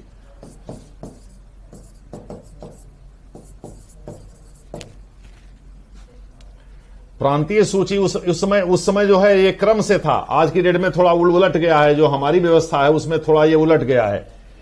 ये समवर्ती सूची जो हो गया है ये एक्चुअली तीसरी सूची है। सूची 3 हम लिख देते हैं यहां डिटेल में, इसको मिटाते हैं, इधर लिख देते हैं चूंकि स्पेस कम है। ये है सूची 3। इसमें उस समय तो 36 विषय थे, आज की डेट में 53 विषय हैं। ये 246 वो 246(3) था, 2 था, ये 246(3) है समवर्ती सूची। ये समवर्ती सूची है हमारी जो व्यवस्था है इस समय।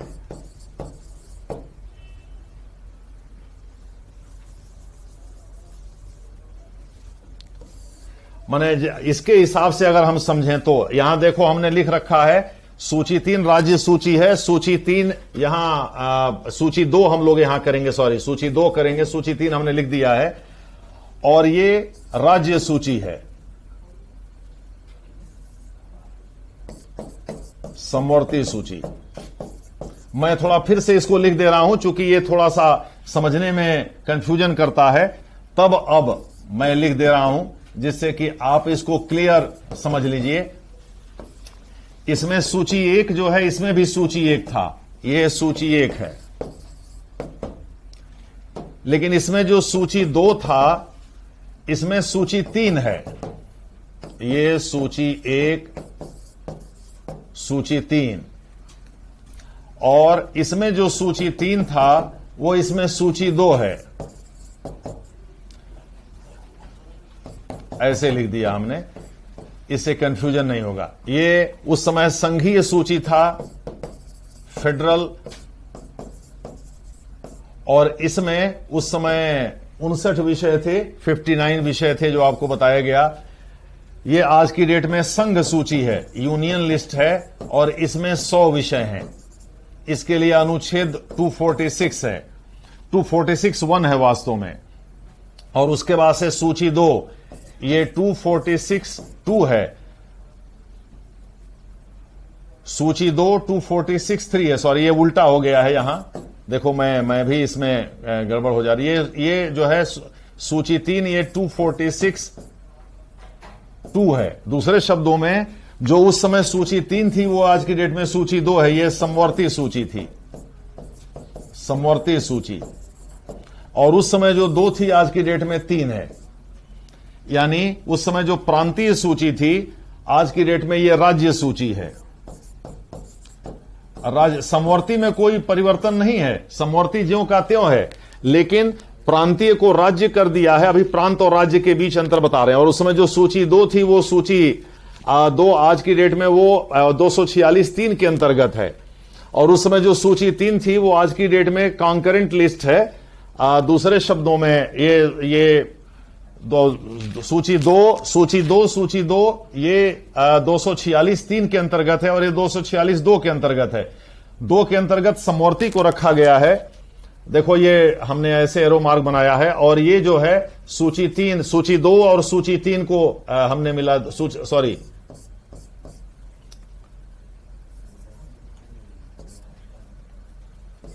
सूची 3 ऐसे साफ हम लिख दे रहे हैं, और सूची 2 इसमें और इसमें ध्यान में रखना है। 246(3) है सूची 2 और 246(2) है सूची 3।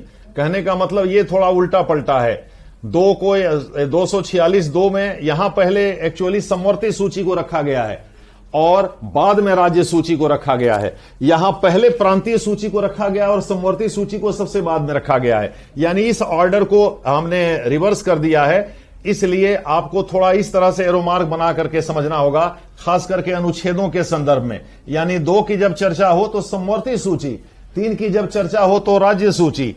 यहां जब 2 की चर्चा हो तो प्रांतीय सूची और 3 की चर्चा हो तो समवर्ती सूची, यानी ये थोड़ा सा उल्टा है और यहां थोड़ा सा अनुच्छेद के हिसाब से उल्टा है। शेष तो सही है लेकिन अनुच्छेद के हिसाब से थोड़ा उल्टा हो गया है। ये प्रारंभिक परीक्षा के लिए जानना जरूरी है। 246(2) मतलब सूची 3 और 246(3) मतलब सूची 2। ये थोड़ा सा आपको समझना है। ये इस लिहाज से समझना है कि आपके राजस्थान पीसीएस में अनुच्छेदों के उप वाक्य भी पूछ रखे हैं, सब क्लॉजेज भी पूछ रखे हैं, जैसे ब्रैकेट में हमने लिख रखा है, तो क्लॉजेज और सब क्लॉजेज भी पूछ रखे हैं। इसलिए प्रारंभिक परीक्षा के लिए यह जरूरी है कि हम ये समझें। यानी उस समय जो समवर्ती सूची थी वो आज की डेट में अनुच्छेद है तो 3 ही, माने वो है 3 ही, लेकिन वो अनुच्छेद 246(2) के अंतर्गत है। यानी अनुच्छेद में ये 2 है, सूची में ये 3 है। लेकिन ये सूची में जो 2 था वो अनुच्छेद 246(3) है और ये सूची 2 है। दूसरे शब्दों में फर्क अनुच्छेदों की वजह से आया है, फर्क सूचियों की वजह से नहीं आया। लेकिन फिर भी ये जो हमने एरो मार्क बना दिया है इससे आप रिलेट कर सकते हैं और इसको आप लोग बना लीजिए।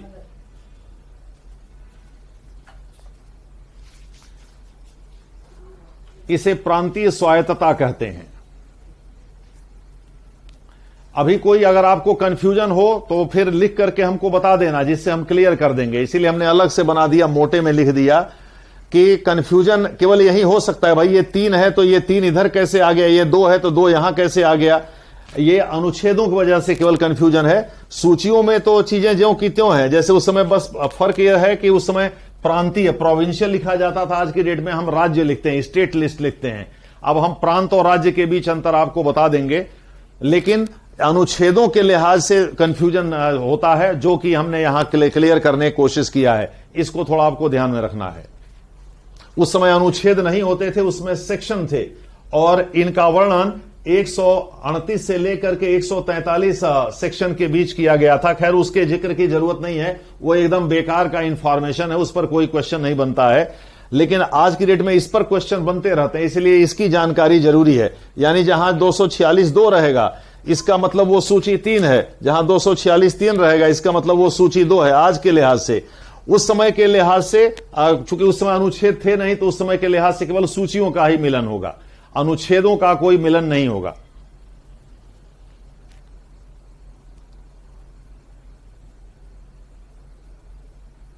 अब आ जाइए, इसको लिखने के बाद प्रांतीय स्वायत्तता का हमने अर्थ आपको समझा दिया। प्रांतीय स्वायत्तता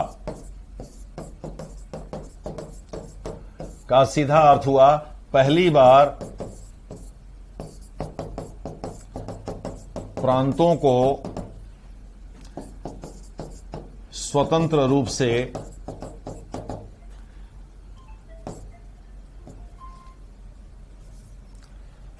चौवन और 36 कॉन्करेंट पर भी वो कानून विषय मिले, अर्थात अब वे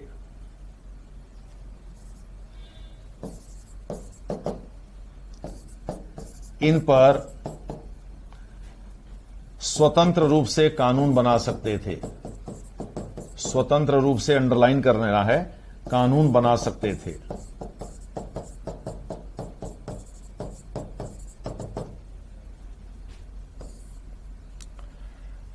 सूची 2 और सूची 3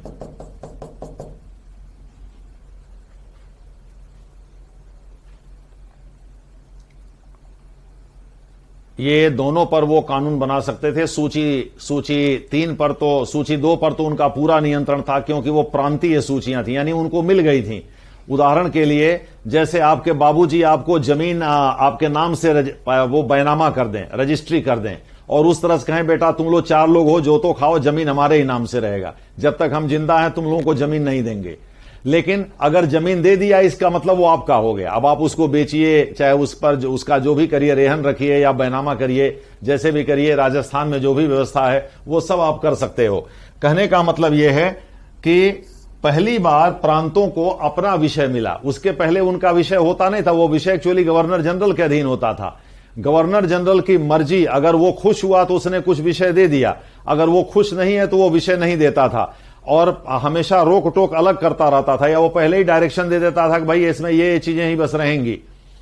और गवर्नर जनरल कभी भी उस पर रोक लगा सकता था। आज की डेट में तो यह है कि गवर्नर अनुच्छेद 200 के अंतर्गत जब राष्ट्रपति के मत के लिए आरक्षित करेगा किसी राज्य विधानमंडल के विधेयक को, तब जाकर के वो उस पर ऐसा होगा। अधिकांश मामलों में तो राज्य विधानमंडल स्वतंत्र रूप से कानून बनाते हैं, क्योंकि लेकिन उस समय जब तक ये नहीं मिले हुए थे विषय, तब तक हर कानून हर विषय पर कानून बनाने के पहले एक्चुअली गवर्नर जनरल से पूछना और कानून बनने के बाद भी उसका सिग्नेचर जरूरी था।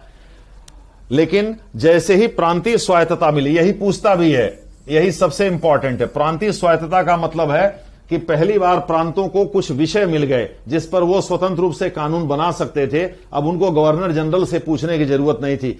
हालांकि गवर्नर जनरल अभी भी रोक लगा सकता था, इसका यह मतलब नहीं हुआ वो रोक नहीं लगा सकता था, लेकिन वो तब ऐसा कर सकता था जब प्रांतीय गवर्नर उसको आरक्षित कर दें, जैसे आज व्यवस्था है। तो स्वायत्तता का मतलब यह हुआ। अब आ जाइए, प्रांत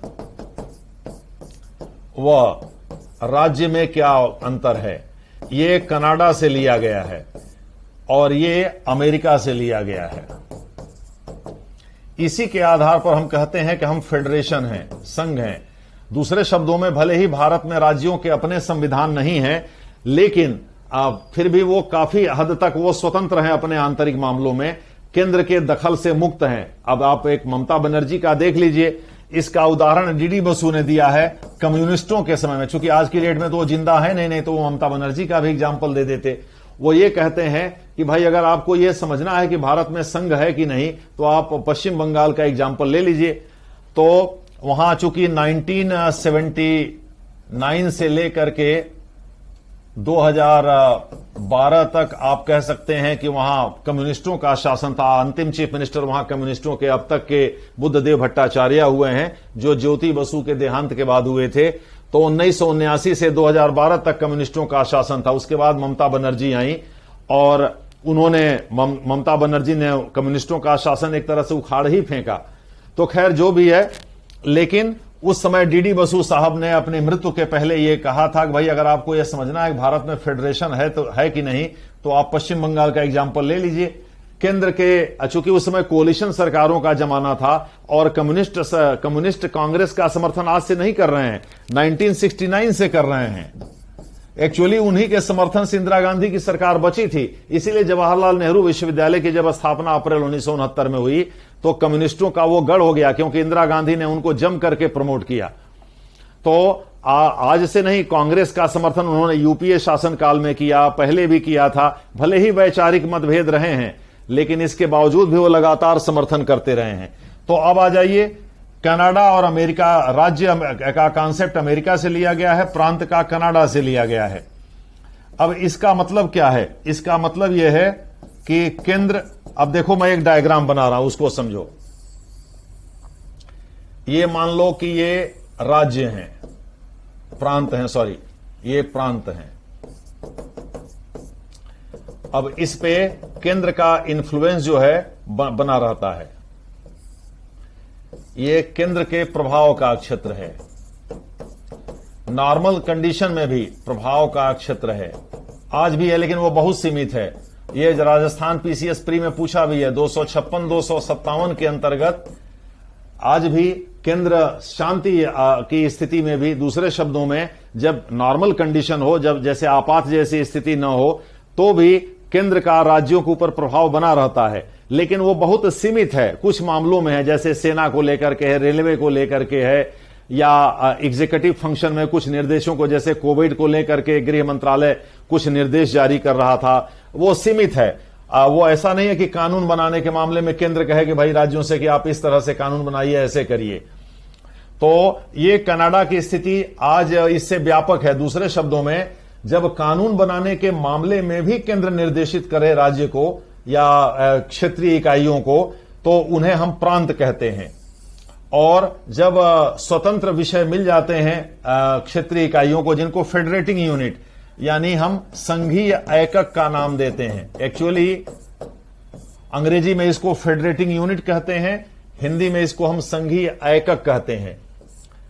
तो इस प्रकार से वो राज्य हो जाते हैं। दूसरे शब्दों में, कानून बनाने के मामले में जब क्षेत्रीय इकाइयां, शासकीय इकाइयां, जिनको हम संघीय एकक कहते हैं, केंद्र के किसी भी निर्देश को मानने के लिए न मानने के लिए स्वतंत्र होती हैं और केंद्र जनरली निर्देश नहीं देता है तो वो राज्य कहलाता है। और अगर कानून बनाने के मामले में भी केंद्र क्षेत्रीय इकाइयों को निर्देशित करता है तो फिर वो प्रांत की स्थिति ही बनी रहती है।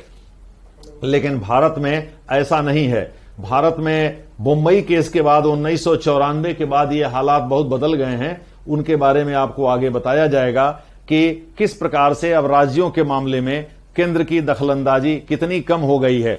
आप अभी इस समय भी आप देख रहे हैं कि मोदी सरकार के आने के बाद उत्तराखंड में और अरुणाचल प्रदेश में 2 जगह आपने देखा राष्ट्रपति शासन लगाया मोदी सरकार ने, दोनों को पलट दिया सुप्रीम कोर्ट ने। पहले उत्तराखंड के हाई कोर्ट ने उत्तराखंड वाले को पलटा और उसके बाद से सुप्रीम कोर्ट ने दोनों को पलट दिया। उसमें Tirath Singh Thakur, TS Thakur chief justice of India थे। तो कहने का तात्पर्य यह है कि अब केंद्र का राज्यों के मामले में दखल जो है बहुत ही सीमित हो गया है। और इस वजह से हम कह सकते हैं कि भारत में आपके राजस्थान का ही केस कल भी हमने जिक्र किया था, गंगाराम मूलचंदानी का केस है जिसके बारे में हम लोग आगे बात करेंगे। उसमें यह है कि भारत में संघ है ऐसा सुप्रीम कोर्ट मानता है। तो देखो, इसको कोऑर्डिनेट मॉडल कहते हैं। ये केंद्र है और ये प्रांत है, ये हमने लिख रखा है ना। ये कोऑर्डिनेट मॉडल को बताता है, यानी समन्वयक, यहां लिख दे रहे हैं, जगह कम है, समन्वयक प्रतिमान या मॉडल, समन्वयक मॉडल, समन्वयक, ये म है, ये स है, म है पूरा और ये आधा न है, समन्वयक मॉडल, कोऑर्डिनेट मॉडल अंग्रेजी में बोलते हैं, कोऑर्डिनेट मॉडल। इसके तहत क्या है कि साधारण परिस्थिति में भी, सामान्य स्थिति में भी, नॉर्मल टाइम्स में भी केंद्र का क्षेत्रीय इकाइयों के ऊपर, जो क्षेत्रीय शासकीय इकाइयां होती हैं, जो रीजनल गवर्नमेंट्स होती हैं, उनके ऊपर उसका प्रभाव रहता है, जैसे कि कनाडा में है। लेकिन भारत जैसे देश में अगर आपको यह देखना है कि भाई कैसे केंद्र और राज्य काम करते हैं और राज्यों को कितनी स्वायत्तता मिली हुई, आपने देखा कि पिछली बार सीबीआई राजीव कुमार को गिरफ्तार करने गई थी, जो कलकत्ता के पुलिस कमिश्नर थे। माना जाता है कि ममता बनर्जी के चहेते आईपीएस ऑफिसर थे, तो वह सीबीआई अधिकारियों को ही गिरफ्तार करवा दिया था ममता बनर्जी ने। दूसरे शब्दों में, ममता बनर्जी ने केवल गिरफ्तार ही नहीं करवाया, ममता बनर्जी ने और महाराष्ट्र सरकार ने, विरोधी दल के तमाम सरकारों ने, जैसे झारखंड में वहां शिबू सोरेन के जो पुत्र हैं, या जो उद्धव ठाकरे जी हैं महाराष्ट्र में, यानी हेमंत सोरेन झारखंड में, महाराष्ट्र में शिवसेना प्रमुख है, या जो वहां 3 दलों की तिकड़ी की सरकार चल रही है, या ममता बनर्जी कलकत्ता में, इन लोगों ने क्या किया, एक व्यवस्था कर दी कि राज्य सरकार की अनुमति के बिना सीबीआई राज्य में कोई भी जांच कर नहीं सकती। और सुप्रीम कोर्ट ने केंद्र बनाम महाराष्ट्र राज्य के मुकदमे में इसे जायज भी पाया। सीबीआई मतलब केंद्र का मतलब सीबीआई से है, सीबीआई बनाम महाराष्ट्र राज्य। ये 2000 का ही केस है, 2020 का केस है, अभी पिछले साल का केस है। यानी दूसरे शब्दों में, पिछले साल सुप्रीम कोर्ट ने सीबीआई बनाम महाराष्ट्र राज्य के मामले में स्पष्ट कर दिया कि राज्यों को इस मामले में पूरा अधिकार है कि वो सीबीआई को अपने यहां जांच करने की अनुमति देते हैं कि नहीं। अब मान लो कि केंद्र ने कह दिया तो भी ये जांच नहीं हो सकती। अब केवल दो ही तरह से जांच हो सकती है, या तो हाई कोर्ट आदेश दे या तो सुप्रीम कोर्ट आदेश दे। आप देख रहे हैं कि परमबीर सिंह, जो वहां के मुंबई पुलिस कमिश्नर थे, जो कि वहां के अनिल देशमुख, महाराष्ट्र के जो गृह मंत्री थे अनिल देशमुख, उनसे उनका पंगा हो गया, तो उनको वहां से उनका ट्रांसफर कर दिया गया। तो इस मामले में अनिल देशमुख के खिलाफ उन्होंने सीबीआई जांच की मांग की थी, जो आरोप उन्होंने लगाए थे भ्रष्टाचार वगैरह के, कि हर वहां क्लब और XYZ से उनको महीने में इतने 100 करोड़ रुपए जुटा करके देने थे। और उसी में वहां का जो सचिन वाजे, जो कि पुलिस सब इंस्पेक्टर, जो कि इस समय बर्खास्त किया जा चुका है, वो भी उसी में शामिल था, उसी मामले में शामिल था। तो खैर, इस एलिगेशन के मामले में पहले बॉम्बे हाई कोर्ट ने आदेश दिया और सुप्रीम कोर्ट ने इस पर रोक लगाने से मना कर दिया। अनिल देशमुख लगातार कहते रह गए कि सीबीआई से जांच न कराई जाए क्योंकि उससे राज्य की स्वायत्तता प्रभावित होगी, किंतु सुप्रीम कोर्ट ने नहीं माना। तो हाई कोर्ट के आदेश पर और अथवा सुप्रीम कोर्ट के आदेश पर ये सीबीआई जांच हो सकती है, लेकिन केंद्र सरकार के आदेश पर अब ये सीबीआई जांच नहीं होगी। महाराष्ट्र में, अन्य राज्यों में जिन लोगों ने ये व्यवस्था नहीं किया है वहां तो होगी। इसका मतलब यह भारत में संघ है। ये लेटेस्ट एग्जाम्पल है भारत को संघ बताने का। तो खैर, आपको हमने कोऑर्डिनेट मॉडल समझाया। ये डायग्राम थोड़ा हम बड़ा बना दे रहे हैं जिससे कि यह स्पष्ट हो जाए। 3 तरह के मॉडल होते हैं केंद्र और क्षेत्रीय इकाइयों के बीच के संबंधों को दिखाने के लिए। एक इंटीग्रल मॉडल होता है, एकीकृत मॉडल बोलते हैं। यह समन्वयक मॉडल है जो कि कनाडा और भारत के लिए उपयोगी है। और तीसरा जो होता है ओवरलैपिंग अतिच्छादन मॉडल होता है। उसके बारे में हम आगे जब फेडरेशन की चर्चा करेंगे तो कर देंगे। तो ये देखिए, सामान्य अवधि में भी केंद्र का के प्रभाव वाला क्षेत्र, सामान्य अवधि नॉर्मल टाइम्स में भी, अवधि में भी केंद्र के प्रभाव वाला क्षेत्र, ये बना लो आप लोग। ये केंद्र है, ये प्रांत ऑब्लिक राज्य हैं। हमारे यहां राज्य की का कॉन्सेप्ट है जो लिया गया है आपके अमेरिका से। चूंकि अमेरिका से हमने बहुत सारी चीजें लिया है, जैसे राज्यसभा का कॉन्सेप्ट भी वहीं से लिया गया है, और उपराष्ट्रपति पदेन अध्यक्ष होगा राज्यसभा का, ये सब कॉन्सेप्ट वहीं से लिया गया है। तो वहीं से राज्य का भी कॉन्सेप्ट लिया गया है। तो सामान्य अवधि में भी केंद्र के प्रभाव वाला क्षेत्र ये रहता है। अनुच्छेद 256 और 257। ये देखो, राजस्थान में थोड़ा मैं देख रहा था क्वेश्चन, तो उसमें कुछ खतरनाक क्वेश्चन भी पूछ दिए हैं सब। जैसे अनुच्छेद 355, 352 और 356 के बीच सेतु का काम करता है। 15 शब्द में लिखना है। तो आपको इसमें कुछ नहीं करना है, बस 355 का डेफिनेशन यानी 355 जो का प्रावधान है कि it shall be the duty of the union to protect state from internal external aggression and internal, यहां अभी भी इंटरनल डिस्टर्बेंस, आंतरिक अशांति है। यानी यह संघ का दायित्व होगा कि वह किसी राज्य को बाह्य आक्रमण और आंतरिक अशांति से बचाए। तो यह बात यही चीज जो है केंद्र को इस बात का अधिकार देती है कि वो राष्ट्रीय आपात की घोषणा भी कर सकता है और वह राज्य आपात की घोषणा भी कर सकता है। बस आपको इतना ही लिखना है। लेकिन ये पूछा हुआ है 15 शब्द में। अब जिन लोगों को एग्जैक्ट उस प्रावधान के बारे में पता नहीं है वो नहीं लिख पाएंगे। तो इसलिए अनुच्छेद 256, 257 याद रखना जरूरी है। इनके बारे में हम आगे बात करेंगे। 256 कार्यपालिकीय निर्देश से संबंधित है। 257 सेना के लिए जो परिवहन और संचार के साधन बनाए जाते हैं किसी राज्य से, या रेलवे ट्रैक वगैरह या रेलवे संपत्ति की सुरक्षा, उससे रिलेटेड है। तो इनके बारे में हम लोग आगे चर्चा करेंगे। तो भारत में 256, 257 है, लेकिन कनाडा में आज भी ये स्थिति है कि वहां केंद्र गवर्नर, प्रांतीय गवर्नरों के माध्यम से राज्य विधानमंडलों के कामकाज में बहुत दखल दे सकता है। दूसरे शब्दों में, उसके पूर्व निर्देश से ही आप कानून बना सकते हैं बहुत सारे मामलों पर, सब पर नहीं, बहुत सारे मामलों पर। जैसे ऐसा कोई भी मामला जो आंतरिक अफेयर्स, इंटरनल अफेयर्स जिसको गृह मंत्रालय के अधीन रखा जाता है, जैसे समुदायों के बीच शांति स्थापित करना, या एक राज्य से दूसरे राज्य में परिवहन की व्यवस्था करना, या अंतर व्यापार, एक राज्य से दूसरे राज्य में व्यापार, मतलब इंटर स्टेट जो ट्रेड होता है उससे रिलेटेड कोई बात करना, इन सब मामलों में जो है केंद्र से परमिशन लेकर के राज्य को कानून बनाने पड़ते हैं। भारत में ऐसा बिल्कुल भी नहीं है। तो इसलिए जो है, लेकिन फिर भी ऐसा भी नहीं है कि एकदम से हमारे यहां जो राज्य हैं वो अमेरिका की तरह से उनका अलग संविधान है, ये भी नहीं है। तो लेकिन फिर भी भारत में राज्य का कॉन्सेप्ट है। और सबसे शानदार उदाहरण है पश्चिम बंगाल का, ममता बनर्जी जहां की शासिका हैं, और आपके राजस्थान का भी है। अशोक गहलोत साहब भाई जब तक बहुमत में हैं तब तक वो वहां करते रहेंगे काम, भले ही केंद्र में मोदी सरकार है या भारतीय जनता पार्टी की सरकार है, जो भी है। तो ये डायग्राम बना देंगे, इसको समन्वयक मॉडल कहते हैं। समन्वयक मॉडल, कोऑर्डिनेट मॉडल कहते हैं।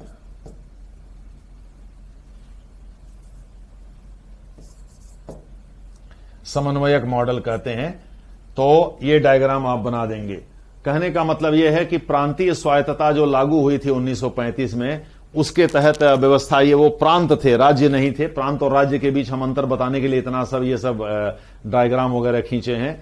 तो इसका मतलब ये, लेकिन स्वायत्तता लागू हो गई थी। यही क्वेश्चन ऑब्जेक्टिव में पूछा ही जाता है कि निम्नलिखित में से किस अधिनियम के अंतर्गत 1935 के अंतर्गत, आपको किस अधिनियम के अंतर्गत, तो 1935 के अंतर्गत प्रांतीय स्वायत्तता पहली बार लागू हुई, तो 1935 के अंतर्गत।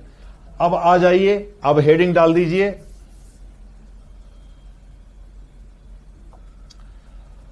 1935 के भारत सरकार अधिनियम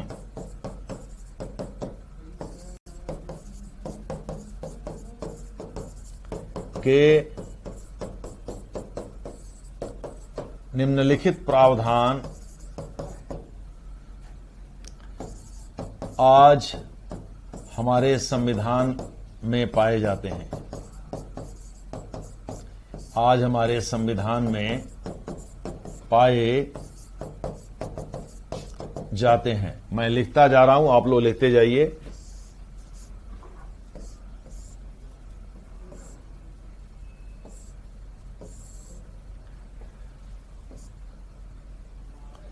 आज हमारे संविधान में पाए जाते हैं।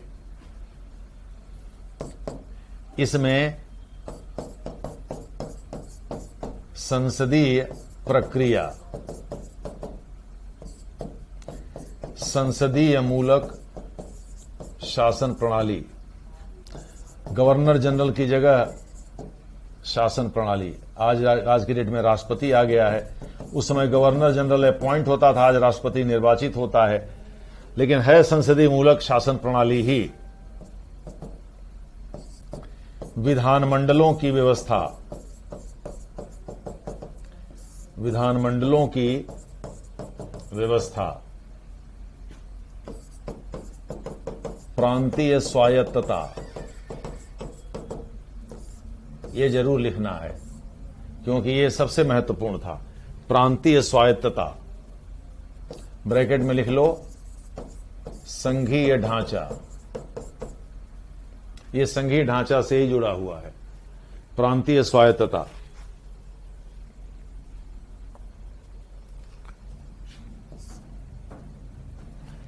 पांचवां,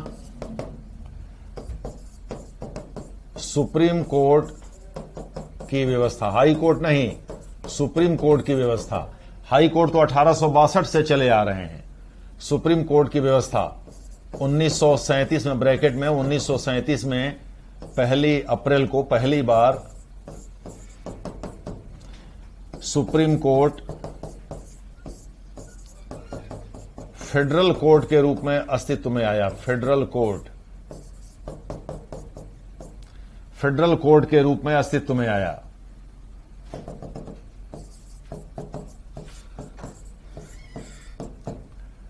अब देखो, कुछ कुछ किताबों में कहीं कहीं आरबीआई का जिक्र है। रिजर्व बैंक ऑफ इंडिया, वास्तव में reserve bank of India act 1934 से अस्तित्व में आया था, उसका भारत सरकार अधिनियम 1935 से कोई लेना देना नहीं है। ये दूसरी बात है कि 1935 के भारत सरकार अधिनियम के लागू होने के बाद जो रिजर्व बैंक ऑफ इंडिया है वह फेडरल बैंक की तरह से काम करने लगा। दूसरे शब्दों में वह संघीय बैंक के रूप में काम करने लगा। यह व्यवस्था एक्चुअली 1935 से लागू हुई थी, उसी समय जब वह भारत सरकार अधिनियम 1935 पारित हुआ था।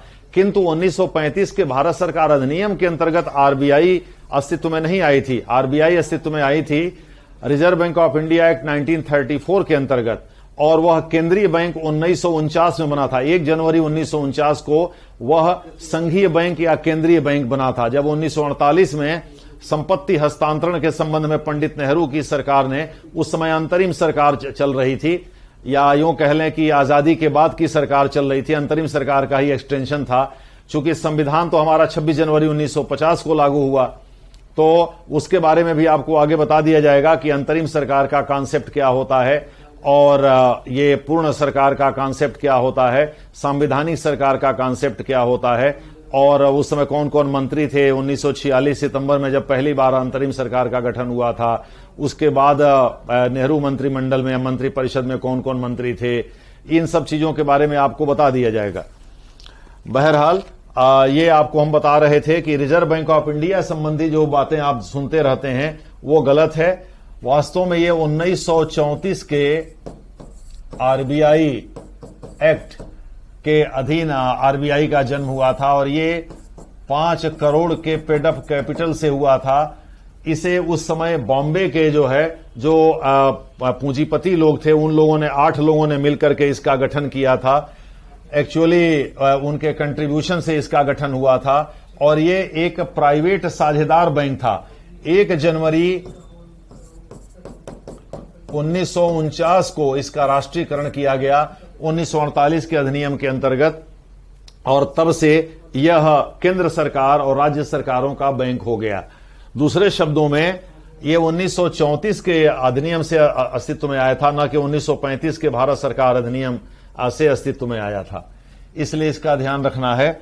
अब ये छठवां जो पॉइंट है वो है कैग यानी कंट्रोलर एंड ऑडिटर जनरल उस समय यानी 1935 के भारत सरकार अधिनियम के अंतर्गत ऑडिटर जनरल यानी लेखा परीक्षक, महालेखा परीक्षक के रूप में अस्तित्व में आया था। अटॉर्नी जनरल का पोस्ट यानी कि महान्यायवादी का पद, यह भी उसी समय अस्तित्व में आया था। गवर्नर, उस समय प्रांतीय गवर्नर होते थे, आज की डेट में राज्यों के गवर्नर होते हैं, तो राज्यपालों का पद। कुछ नागरिकता संबंधी उपबंध जो दादा दादी तक की मान्यता देता है कुछ मामलों में, वो अब खत्म हो गया, अब उसका कोई मतलब नहीं है, लेकिन उस समय था। कुछ नागरिकता संबंधी उपबंध, निर्वाचन संबंधी उपबंध, अखिल भारतीय सेवा, 9 अखिल भारतीय सेवाएं उस समय थीं, उनको बाद में 2 कर दिया गया और 1966 में एक नई अखिल भारतीय सेवा इंडियन फॉरेस्ट सर्विस को क्रिएट किया गया। तो इस प्रकार से आज की डेट में कुल 3 अखिल भारतीय सेवाएं हैं। तो अखिल भारतीय सेवाओं का प्रावधान,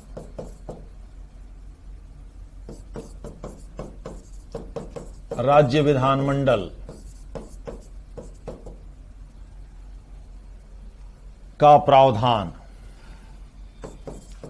संसदीय संरचना, चाहे वो केंद्र में हो या राज्य में हो, केंद्र व राज्य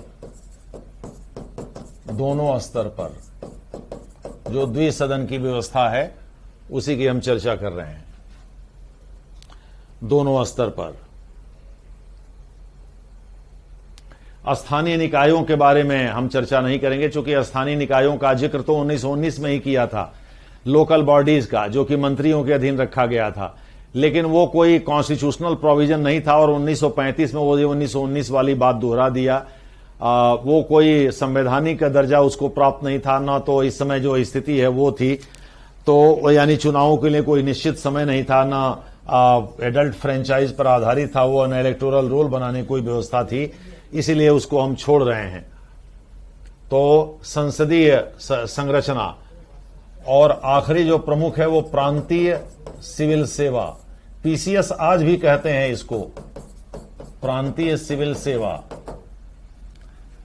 की व्यवस्था, प्रांतीय सिविल सेवा की व्यवस्था।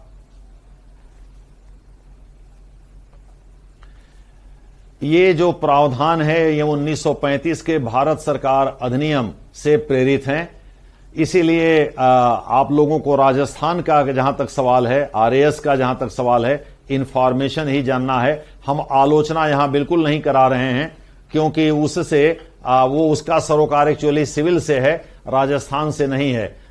हमने आपको यहां संघीय कार्यपालिका का जिक्र किया जो कभी अस्तित्व में आई ही नहीं। आपको बताया कि डायरकी को केंद्र में प्रस्तावित किया गया था, प्रांतों से हटाकर, यानी प्रांतों से हटा लिया गया, हटाने का प्रस्ताव था, तभी तो प्रांतीय स्वायत्तता में होती। ये तो बड़ा कॉमन सेंस है कि भाई अगर प्रांतीय स्वायत्तता दी जानी है तो प्रांतों से डायआर्की हटानी पड़ेगी, और डायआर्की को हटा लिया था प्रांतों से, केंद्र में प्रस्तावित किया था, जो कभी अस्तित्व में आया ही नहीं। तो जाहिर है आपके राजस्थान में जो क्वेश्चन पूछा गया है कि भाई 1945-46 में जो केंद्रीय विधानमंडल के चुनाव हुए थे, उसके वो चुनाव निम्नलिखित में से किन उपबंधों के तहत कराए गए थे, तो उसमें 1919 है, 1927 है, 1935 है, और एक तो 1945 या कुछ ऐसे ही है। तो जाहिर है इसमें 1919 होगा और कोई नहीं होगा, और सब फर्जी है उसमें ऑप्शन 1919 आपको देना है। ये जब मैं जयपुर में राजस्थान एडमिनिस्ट्रेटिव सर्विस के लिए पढ़ा रहा था, तो अभी एग्जाम जब हुआ था उस समय मैं वहीं था, तो संयोग की बात है कि मैंने इसका जिक्र किया था, लेकिन बच्चे वही है ना, लिखाया नहीं था तो बच्चों ने ध्यान दिया नहीं था। तो जिन बच्चों ने ध्यान दिया वो सही करके आ गए, जिन्होंने ध्यान नहीं दिया वो सही करके नहीं आए। तो हर चीज लिखाई तो जा नहीं सकती, इसलिए लेक्चर में बहुत सारी बातें बताई जाती हैं, और आरएएस को ध्यान में रख करके कोई भी ऐसा चीज नहीं छोड़ा जाता है जो मतलब उसमें आपको एक भी क्वेश्चन गलत होने का चांस बनाए।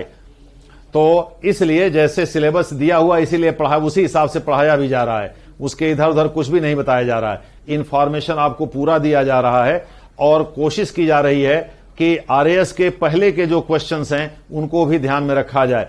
जहां कॉन्सेप्ट जटिल है उसको तरह तरह से समझाने की कोशिश की जा रही है। उम्मीद है कि आप इससे लाभान्वित होंगे। ये वीडियो देखते रहिए, कल भी हम लोग फिर इसी टाइम पर मिलेंगे। तब तक के लिए धन्यवाद, क्योंकि 1:30 बज गया है।